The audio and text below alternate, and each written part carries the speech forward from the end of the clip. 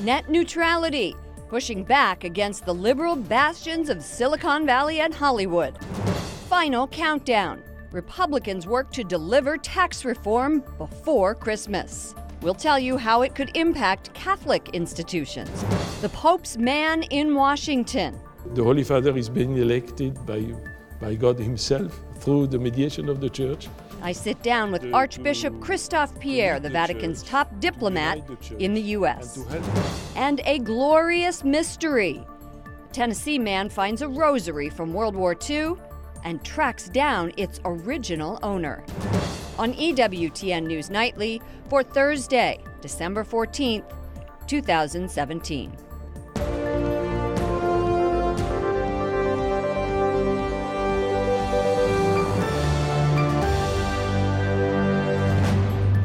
Good evening from Washington, D.C., and thank you to those of you joining us from around the world for news from a Catholic perspective. I'm Lauren Ashburn. The Federal Communications Commission votes on party lines to undo sweeping Obama-era net neutrality rules. Those rules guaranteed equal access to the Internet. White House correspondent Mark Irons reports. Good evening, Mark. Good evening, Lauren. The FCC is rolling back restrictions that keep broadband providers like Comcast, Verizon, and AT&T from blocking or collecting tolls from services they don't like. A prominent religious group supports the change, but protesters are outraged. Pierce Stanley is just one of the protesters I found outside the FCC headquarters in Washington. He says the internet rule changes are just not fair for the average person. These people who have only one internet service provider, after today, when a Comcast or AT&T decides to throttle or block or charge extra fees for content, those people are stuck. The cries of injustice extend to Capitol Hill, where Senate Minority Leader Chuck Schumer blasts President Trump and his FCC chairman, Ajit Pai. Once again, the Trump administration's picking CEOs over citizens, just like in the tax bill, and now here on net neutrality, and thwarting the desires of millions of Americans. But Pai asserts that internet companies are a much bigger actual threat to an open internet because they choose what people see on their services. He called out Twitter specifically, noting that it blocked Representative Marsha Blackburn from advertising a campaign video because it featured a pro-life message. And National Religious Broadcasters, an industry trade group, supports the Trump administration. It says the net neutrality rules actually stifled free speech. NRB President Jerry Johnson writes, I particularly applaud Chairman Ajit Pai for his fairness, transparency, and firm commitment to an online environment that honors freedom and welcomes innovation. The chairman of the FCC says his family has been harassed for his decision to repeal net neutrality rules. Protesters have posted signs in his yard and called his children out by name. In the Washington Post, Ajit Pai says, quote, I understand people are passionate about policy, but the one thing in America that should remain sacred is that families, wives and kids, should remain out of it. Lauren? Mark, haven't the Catholic bishops come out in support of the Obama-era internet policies on net neutrality? Yes, the chairman of the U.S. Conference of Catholic Bishops Committee on Communications says strong net neutrality protections are critical to faith communities. He says without it, Catholic schools and parishes may have to pay fees to ensure their content receives fair treatment on the web. White House correspondent Mark Irons, thank you so much. The Senate confirms another pro-life judge, Don Willett, a justice on the Texas Supreme Court. On this vote, the yeas are 50, the nays are 47. The nomination is confirmed. Willett will serve on the U.S. Court of Appeals for the Fifth Circuit. He is the 11th federal appeals judge to be confirmed since President Trump took office.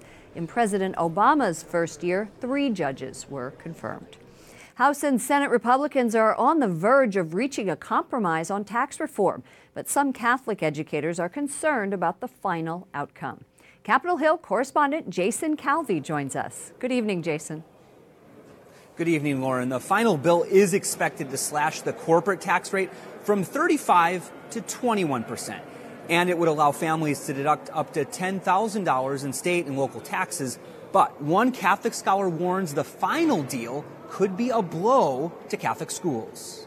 This bipartisan committee of senators and congressmen tasked with blending the tax bills passed by the House and Senate. One major difference in them, tuition benefits for school employees. It's going to be harder to recruit talent. Robert Warren says the final product may impact Catholic schools and their staff. The Catholic University professor and former IRS agent says employees take a pay cut to work at Catholic schools because they often get free tuition for their kids. The Senate bill keeps that tuition free and non-taxable, but the House version classifies that tuition help as taxable. If they go with the House version, it's disastrous in two ways, and it's going to be disastrous from preschool to graduate school because it's going to tax the tuition benefit given to Catholic school employees. Critics also point to Congress's nonpartisan Joint Committee on Taxation that estimates the Senate bill would add $1 trillion to the national debt over the next 10 years. It's intergenerational theft. GOP leaders, including Speaker Paul Ryan, brushed that aside. What comforts me greatly is the fact that the results are going to produce fantastic results that will improve the lives of hardworking taxpayers in this country. The final bill will be revealed by the end of the week. Republicans want to get it to the President Trump's desk before Christmas. The IRS says you could see fewer taxes deducted from your paycheck starting as early as February. Lauren? When are you expecting the Senate and House to vote on this compromise? Well, Republicans actually face a new wrinkle in the process. Speaker Ryan now says he doesn't know which chamber will vote first on the compromise. It comes down to absences in the Senate. Senator John McCain is in the hospital. Republicans need 50 Senate votes, and they got 51 votes on their original bill. Capitol Hill correspondent Jason Calvi, thank you. In the spirit of Christmas, both Democrats and Republicans received gifts this week. Democrats won the Senate special election in Alabama, their first senator from that state since 1992. But Republicans appear to be closing in on a crucial victory for sweeping tax reform just in time for the holidays. Joining me now is Vince Cullen, editorial director at The Daily Caller and host of Mornings on the Mall here in Washington, D.C., and that's on WMAL Radio. Nice to have you back. Nice to be here. Merry Christmas. Merry Christmas. The legislation, still being finalized, as we heard from Jason just a few minutes ago, would cut the top tax rate from about 40%, 39.6%, down to 37%, and then for corporations from 35% to 21%. Now, are there enough tax cuts for the middle and low-income families? What is your reporting telling you? Yeah, they're hoping that in the standard deduction, by doubling that, by actually trying to basically continue to offer a sizable mortgage interest deduction, that most families are going to see maybe even thousands of dollars of savings when it comes to this. There are some families, probably in areas where with high state and local taxes, that could face some increases because they're going to lose the deductions. But you're still going to be able to deduct up to $10,000 in state and local taxes, according to this plan. And that's a pretty high amount. Let's say in Maryland, a high tax state nearby where we are right now, you need to be above, say, $200,000 before you get to the point your income taxes are such that it's beyond the amount that you can deduct. We hear Marco Rubio is saying maybe not on this unless he gets this child tax deduction. Right. He wants to increase the child tax credit for the working poor. That's his view. He's upset that basically what ended up happening in this compromise package is that they lowered the top end rate so that wealthy earners are getting somewhat of a break, but didn't do that very same cost savings technique, raising the corporate rate to 21% and using some of that extra money to pay for the child care tax credit. And he wants to force the issue, and he's threatening a no vote right now. Which could just really torpedo the whole thing. Yeah. I think I read right before I came on the air that President Trump is saying it'll all be worked out. Yeah, he desperately wants to get this thing passed. Sure. Democrats are calling a delay in this vote, however, until Doug Jones, who won that special election in Alabama this week, gets sworn in. Do you think that's going to happen? Well, absolutely not. I mean, this is politics, and the Republicans have to seize the political advantage while they have it. Yes, they've got to worry about people like Marco Rubio voting no, but this is their best shot because if they wait until January when Doug Jones is sworn in, then you're in a situation where you have 51 Republicans to 49 Democrats, and then it gets to the point where it's virtually impossible to get anything passed. We heard earlier from Mark Irons on the Federal Communications Commission's vote to undo net neutrality, an Obama-era policy. How is this going to shape the future of the internet? Well, am I going to have to put a credit card in and pay every time I want to get on Yahoo? Well, it sure sounds like that based on the way everyone's reacting to it. I would say right now not to allow the hysteria to dictate what you think the future of the internet is actually going to look like. My sense is if you were watching a YouTube video today, you'll be able to watch that same YouTube video at the same exact speed tomorrow morning for now. And then the other thing to remember is that... Wait. For now. But the other thing to remember is this. is that the FCC has argued by actually overturning these rules that if anybody enters into anti-competitive behavior, two different companies, the Federal Trade Commission exists for that very purpose. They can make sure that when you have an anti-competitive environment, they can weigh in with their agency. So the FCC says there's a whole bunch of backstops here, and if you don't like it, maybe you should pass a law, Congress, instead of having an agency dictate it. Oh, there we go. With that little zinger, we are going to have to leave you, Thank Vince you very Cullen. much. Thank you so much, editorial director at the Daily Caller. Nice to be here. Thank you. Senate candidate Roy Moore posts a video on YouTube saying he won't concede that Alabama special election that Doug Jones won on Tuesday to become the state's first Democratic senator since 1992. But Moore says his campaign is going to wait for ballots to be certified. In this race, we have not received the final count to include military and provisional ballots. This has been a very close race, and we are awaiting certification by the Secretary of State. Moore lost in a historic upset. The race was marred by allegations of his sexual misconduct. The candidate denies the charges and says in the video they became, quote, more relevant than the issues which affect our country. Vice President Mike Pence delays his trip to Israel for several days because his vote might be needed on tax reform. The vice president's office says he will leave for Israel and Egypt on Tuesday. The previous plan was for him to depart on Sunday. His trip includes a speech before the Israeli parliament and a stop at a U.S. military base in Germany. A parliamentary committee in Ireland votes to recommend changes to abortion laws. Specifically, it says the country should allow the procedure without restrictions up to 12 weeks into a pregnancy. Abortion currently is illegal in all forms in Ireland. A referendum on the issue is expected next May. Italy's Senate gives final approval to a law allowing citizens to refuse artificial nutrition and hydration and allowing them to write living wills. The Catholic Church opposes euthanasia, but Catholic doctrine requires only ordinary care be provided to the dying, not extraordinary care that extends life at all costs. Coming up, my conversation with Archbishop Christophe Pierre. The Apostolic Nuncio to the Vatican Embassy in the U.S. discusses his view of Pope Francis and the pontiff's first 4 years in charge.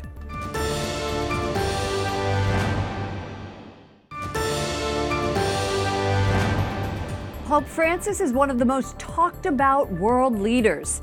His 40 million Twitter followers indicate that. But what is he like as a boss and as a friend? We didn't have to go very far to find out, just to the Vatican Embassy in Washington for an exclusive interview with the Pope's top diplomat in the U.S.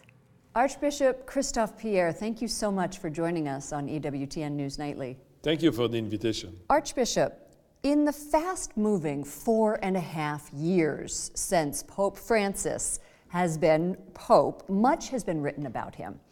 His option for the poor, his evident pastoral approach, the reform of the Vatican. Now we seem to be witnessing a new phase of his interest, the intellectual and cultural roots that drive him.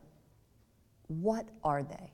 Your observation is very interesting, because we have to recognize that the coming of this Pope has created wonder and a lot of questions. Yeah? And if you allow me, I would say that during my 1.5 years of presence in this country, I've noticed this sense of wonder, especially from the people themselves. They are happy to see this Pope. They feel that he's near them. They feel that he understands their problems. And I think this is one of the characteristics of the Pope. But may I say, many of us, a lot of people said, who is he? Who is he? Where is he coming from? I would say there are two directions. One direction is he's coming from South America. This is his background. I've been providentially living in 4 countries and working in 4 countries in South America. And, including Mexico? Including Mexico. And I arrived in Mexico at the moment of the famous conference of Aparecida, which has been, the 5th conference of Latin American bishops during the last century. This conference is very important to understand Pope Francis, because he was one of the main actors. He was the Archbishop of Buenos Aires, but he was one of the main actors of this. So this is one aspect, And the second one is intellectual background. A couple of weeks ago, an Italian author, Massimo Borghesi, published a book about this. That would be this book. That's the one. Oh, you have it. Yes. Congratulations. It's in Italian, however, so you are going to have to tell me what it said. So I would invite all the English speaker from America to translate it quickly. Well, let me talk to you about this book. It claims that behind the simplicity of the Pope is deep and original thinking based on French philosophers and theologians. It comes as a surprise to the Argentinian and populist stereotype that you were talking about that we have of this Pope. You're a Frenchman. As you said, you have spent years in many different countries worldwide. What is this deep and original thinking? Well, first and foremost, this Pope has been educated in our own time. May I say in my time? The book tells us that maybe the first important author having contributed to his formation is a Jesuit called Gaston Fessard. Maybe Gaston Fessard is not well known here in the United States. I happened when I was studying, making my master in theology in French Institut Catholique of Paris, to make a credit on Gaston Fessard. So I was very happy when I read that book. I said, my God. You both are following after Gaston Fessard. We have the same kind of formation, so I can understand it. But there is unease among bishops over his approach. How can that be rectified? I have read that the Pope is not very precise. The Pope is not a great intellectual. He's more pastoral than intellectual. He's more pastoral than dogmatic. I think these things are, I would say, stereotypes, and maybe also prejudice. So I think there is a great we, especially we, the bishops, we have a great responsibility. To try to understand our Pope. And to understand him in all his aspects of his personality before making a judgment about him, And I think this is precisely what we should try to do, and not to remain with a superficial kind of judgment about what he is or what he is supposed to be according to our own judgment, And by the way, he is also the Pope, And he was sent to us by the Holy Spirit, by the cardinals who elected him. I firmly believe, and if we are Catholic, we have to believe that, Archbishop Christophe Pierre, thank you for joining us. Thank you. Up next, coming home, a Tennessee man sets out to return a rosary from a World War II to its rightful owner 72 years later. And a friarly Christmas. A group of Dominicans form a band to play folk music with a theological twist.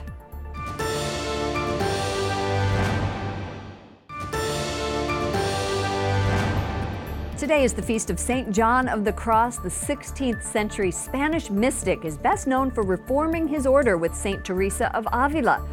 St. John is a doctor of the Church. Ohio lawmakers vote to ban abortions based on a diagnosis of Down syndrome. The measure now goes to Republican Governor John Kasich, who is expected to sign it. Two other states, Indiana and North Dakota, have already passed laws similar to this one in Ohio. Two abortion facilities in Arkansas are facing suspensions. It's part of a new legislation requiring the state to suspend or revoke clinics' licenses if they violate any rule or law. Abortion providers are challenging the new ruling in federal court. And a Tennessee man returns a rosary to a family 72 years after it was mailed to a soldier on a World War II battlefield in Italy. Johnny Mills finds the owner, even though the VA had no record of the soldier, nor did the Catholic diocese from where it was mailed.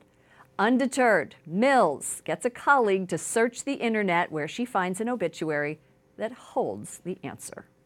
If more people took a little more care and followed their heart, followed their dream, there would be more of these stories out there happening, and I think that would make for a better world. It turns out the soldier, Harry Treadway, was from Mill's hometown of Elizabethtown, Tennessee. The two even knew each other in the 1950s, but he was called Doc Treadway. Treadway and his wife, who mailed the rosary, both died in the 90s. Mills gave the rosary last month to Treadway's niece. He says that moment, quote, is one of my little treasures I will keep with me forever.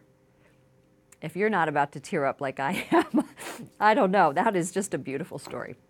Let's move on. The Chronicles of Narnia by C.S. Lewis is a classic for children all over the world. Tonight, we are going to take you to that Italian city that inspired Lewis, who left the Anglican faith but later returned and became a giant in Christian literature. Vatican correspondent Juliette Lindley has more.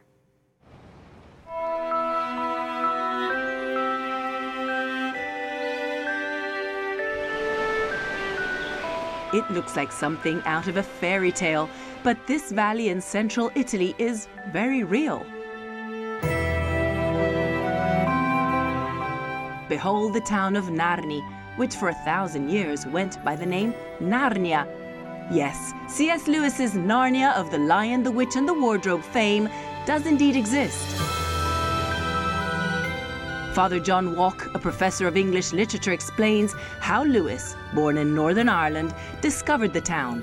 C.S. Lewis, as a young boy, was reading an atlas, a Latin atlas, and discovered this place in Italy. It's actually the geographic center of the country of Italy. And he just loved the name. He thought it was a beautiful name, Narnia in Latin. And he used it when he got around much later in his life to writing the Chronicles. Lewis used the modern fairy tale to introduce Christ to young readers.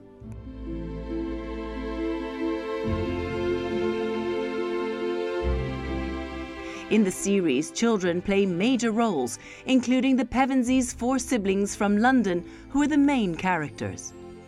The Lion, the Witch, and the Wardrobe is one of the greatest Christmas stories ever written, because what you find there is the very first thing that the Pevensey kids discover when they enter into Narnia is a world without Christmas, a world where Christmas has been abolished for the last 100 years by the White Witch. Lewis very clearly describes a battle between good and evil. The lion Aslan symbolizes Christ, and the White Witch represents evil. In Narnia in central Italy, links to the book abound. The town's mascot bears a striking resemblance to Aslan, and a medieval castle could be home to the White Witch. Fisicamente lui non è mai stato a Narni. A local historian says C.S. Lewis never came to Narni, so it's unclear how much of his novel is based on the real-life city. Yet there is no disputing a connection between a picturesque Italian town and a Christian literary classic. In Rome, Juliette Lindley, EWTN News Nightly. What a beautiful story. Thank you, Juliette.